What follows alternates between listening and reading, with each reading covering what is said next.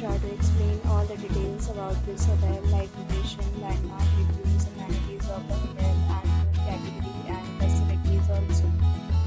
As you can see on the screen, property location, and here is some nearby attractions and landmark also. You can find lots of reviews and rating numbers online that are given by guests who enjoyed their stay. Its review rating is 8.2, which is the very good.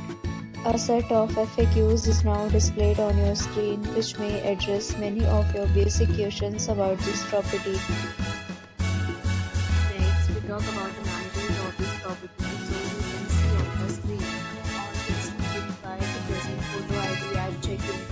The property accepts major credit cards and reserves the right to temporarily hold an amount prior to arrival. The location of the property is fine. Guests love to enjoy the surroundings. One category of room is available online. You can book them online and enjoy your stay.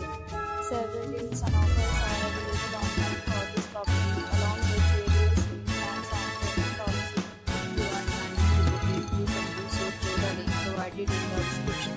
For booking or more details, below the link in the description. If you are facing any kind of problem in this property, then you can tell us right away.